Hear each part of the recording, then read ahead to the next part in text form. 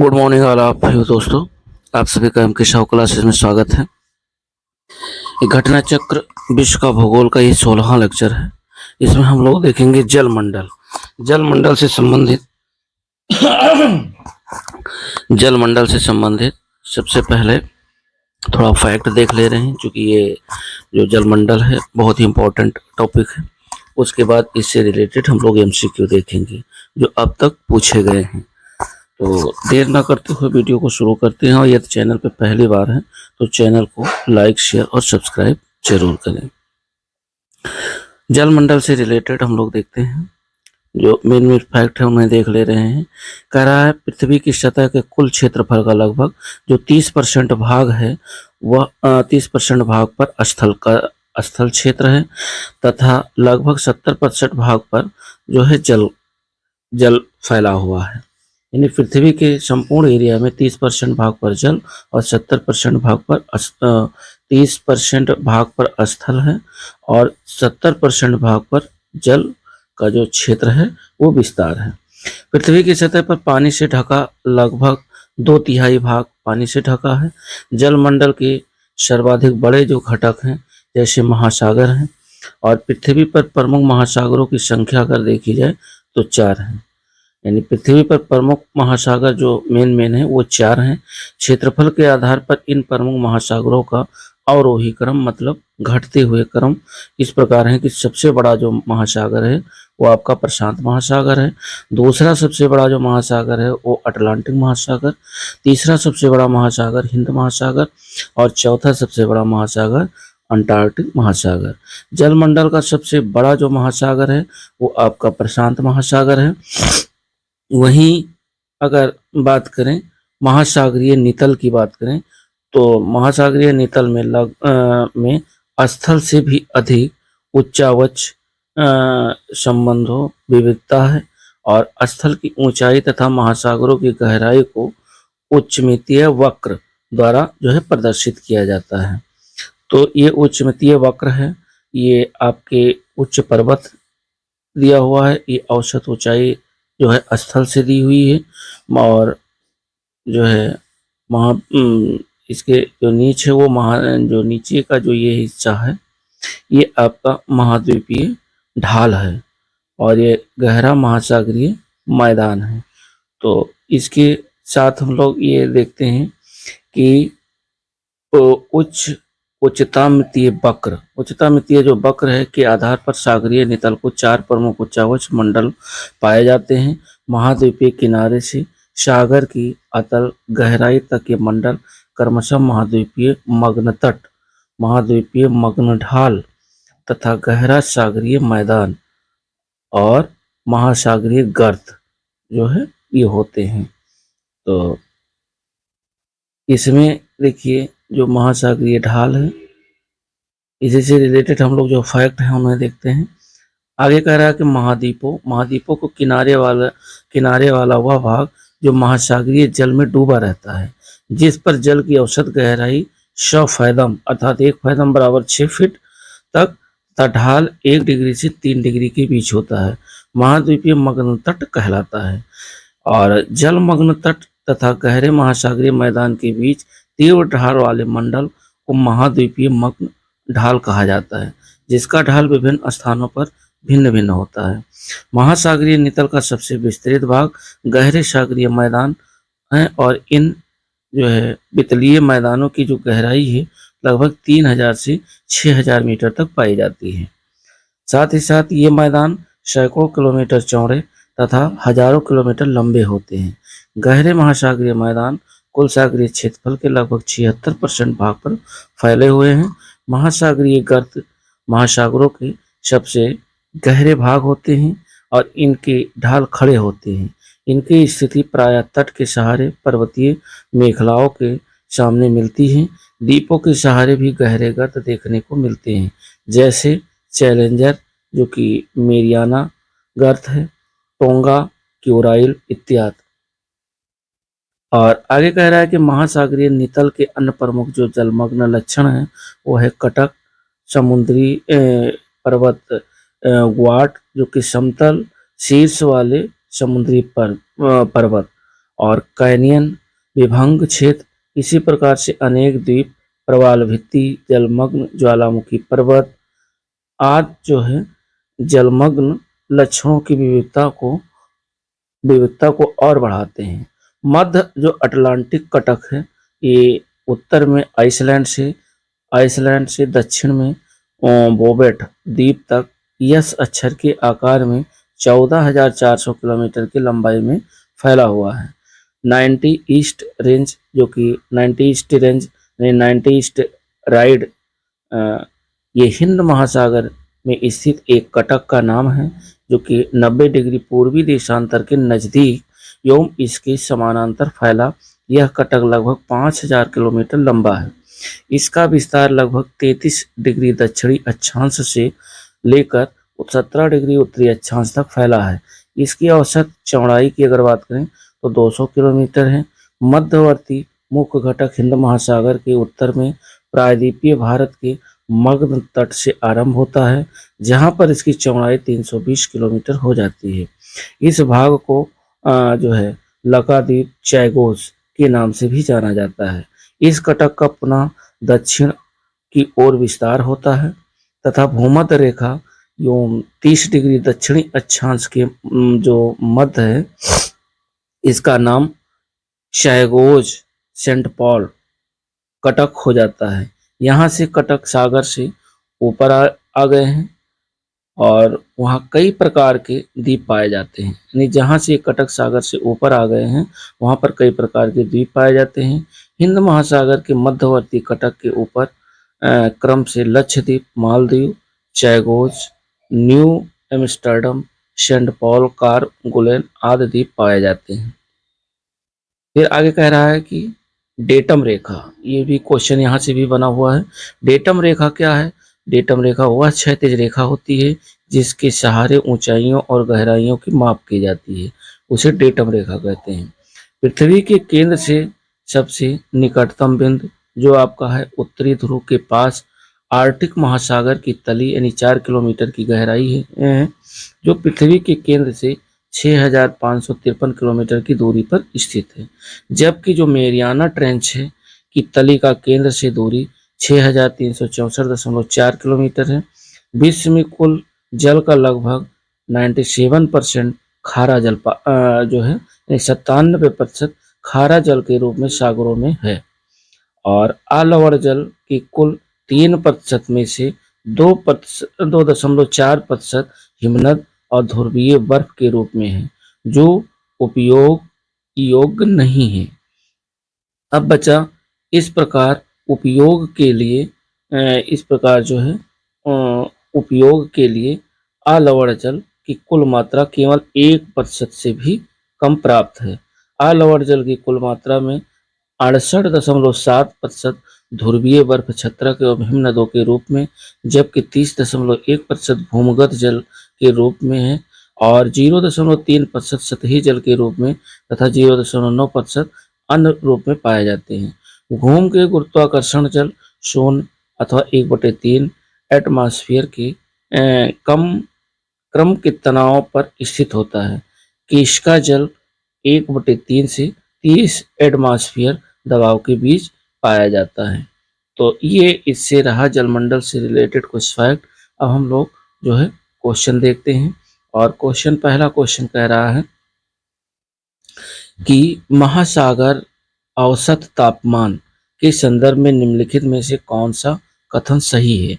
पहला कह रहा है OMT को 26 डिग्री सेल्सियस समताप रेखा की गहराई तक मापा जाता है, जो जनवरी मार्च में हिंद महासागर के दक्षिण पश्चिम में 129 मीटर पर होती है। दूसरा कह रहा OMT जो जनवरी मार्च में एकत्रित किया जाता है, उसे यह निर्धारित करने के लिए प्रयोग किया जा सकता है कि मानसून में वर्षा की मात्रा एक निश्चित दीर्घकालीन औसत वर्षा से कम होगी या अधिक होगी।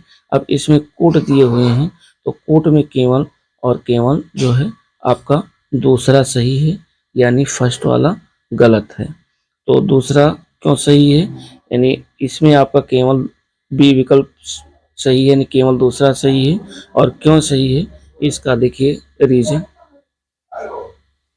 कह रहा है महासागरीय औसत तापमान मानसून के अनुसार के लिए समुद्र के सतह के तापमान एसएसटी की तुलना में अधिक दक्ष है। 14 अगस्त 2018 को नेचर पत्रिका में प्रकाशित शोध के अनुसार हिंद महासागर के दक्षिण पश्चिम में 62 मीटर की गहराई पर जनवरी से मार्च महीने में 26 डिग्री सेल्सियस समताप रेखा गुजरती है। इससे महासागर के औसत तापमान की गणना होती है। इस तापमान से अन्य दिनों में परिवर्तन के आधार पर मानसून में वर्षा की मात्रा का अनुमान अधिक जो है सटीकता से लगाया जा सकता है।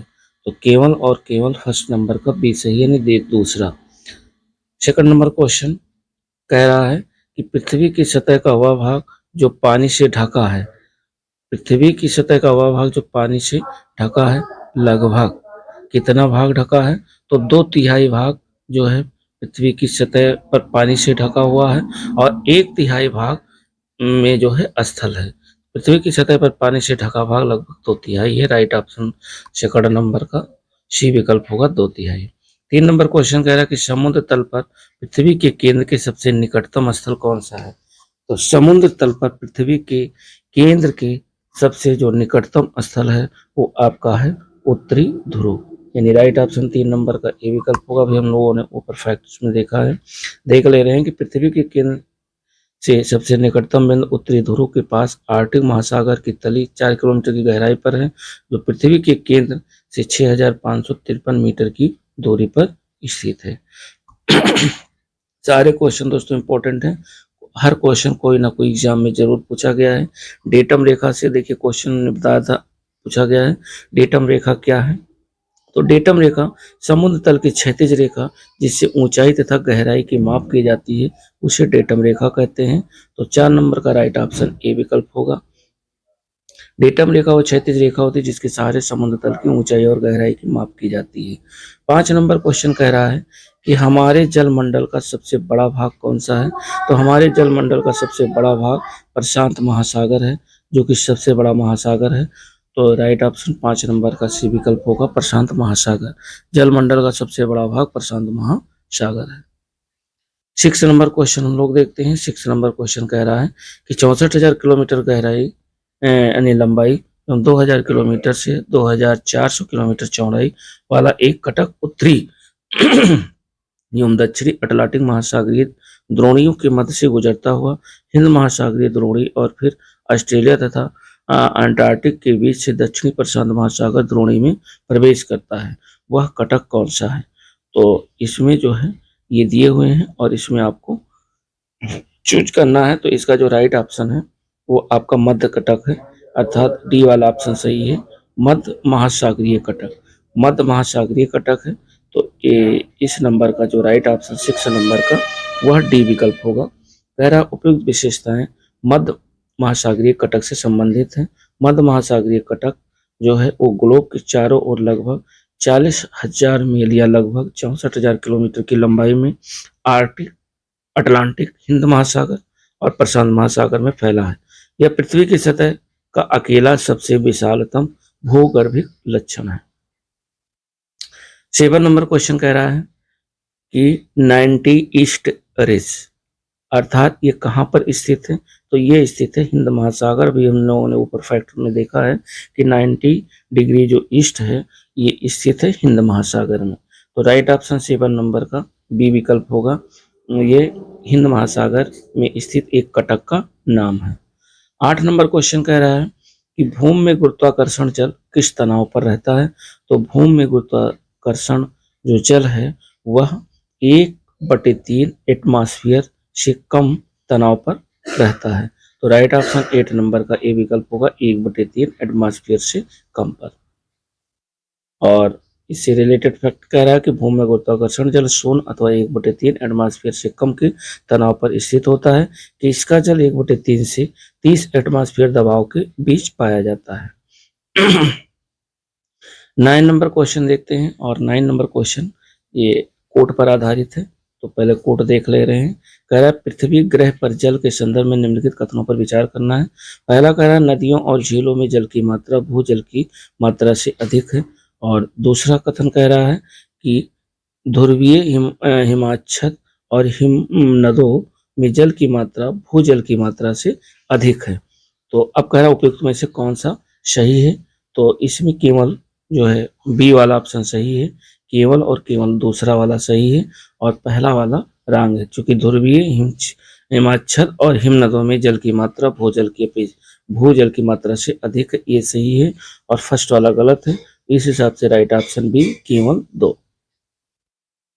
वह कह रहा है कुल जल का लगभग 97% खारा जल के रूप में सागरों में है। आलवण मृदु जल के 3% में से 2.4% हिमनद और ध्रुवीय बर्फ महाद्वीपीय एवं पर्वतीय हिमनदियों के रूप में है, जो उपयोग योग्य नहीं है। इस प्रकार उपयोग के लिए आलवण जल कुल जल की मात्रा के 1% से भी कम होता है। आलवण जल की कुल मात्रा का 3% है, का 68.7% ध्रुवीय बर्फ छत्रक एवं हिमनद के रूप में है, जबकि 30.1% भूमिगत जल के रूप में और 0.3% सतही जल के रूप में तथा 0.9% अन्य रूपों में पाए जाते हैं। 10 नंबर क्वेश्चन कह रहा है, ये भी कोड पर आधारित है। कह रहा है कि पृथ्वी ग्रह पर उपयोग के लिए उपलब्ध आलवण जल यानी मीठा पानी कुल प्राप्त जल की मात्रा के लगभग 1% से भी कम है, सही है। और दूसरा कह रहा है कि पृथ्वी ग्रह पर पाए जाने वाले कुल आलवण जल यानी मीठा पानी का 95% ध्रुवीय बर्फ छत्रक एवं हिमनद से आबद्ध है, तो ये दूसरा वाला गलत है। अर्थात राइट ऑप्शन आपका केवल एक विकल्प होगा, दूसरा आपका गलत है, पहला सही है, तो केवल फर्स्ट सही है, राइट ऑप्शन ए विकल्प होगा 10 नंबर का।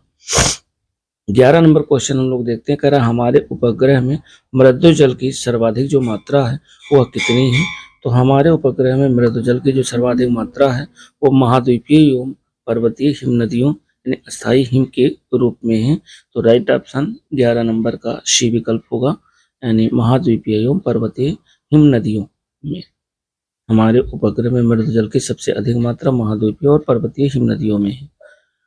और एक 12 नंबर क्वेश्चन हम लोग देखते हैं। 12 नंबर क्वेश्चन कह रहा है कि पृथ्वी ग्रह पर अधिकांश आलवण जल बर्फ छत्रक और हिमनद के रूप में रहता है, शेष आलवण जल का सबसे अधिक भाग है, तो ये कहाँ है, ये भूमिगत जल के रूप में पाया जाता है। राइट ऑप्शन आपका 12 नंबर का सी विकल्प होगा, भूमिगत जल के रूप में। 13 नंबर क्वेश्चन कह रहा है कि महासागरीय नितल का सबसे जो विस्तृत भाग है वो कौन सा है, तो महासागरीय नितल का सबसे जो विस्तृत भाग है वो गहरे सागरीय मैदान है, तो राइट ऑप्शन 13 नंबर का डी विकल्प होगा। अगर महासागरीय नितल का सबसे विस्तृत भाग गहरे सागरीय मैदान है और इन वितलीय मैदानों की गहराई लगभग 3000 से 6000 मीटर तक पाई जाती है। 14 नंबर क्वेश्चन हम लोग देखते हैं। लाल सागर एक उदाहरण है, तो लाल सागर एक अक्षीय द्रोणी का उदाहरण है, यानी राइट ऑप्शन सी विकल्प होगा। लाल सागर किसका उदाहरण है, तो लाल सागर उदाहरण है अक्षीय द्रोणी का।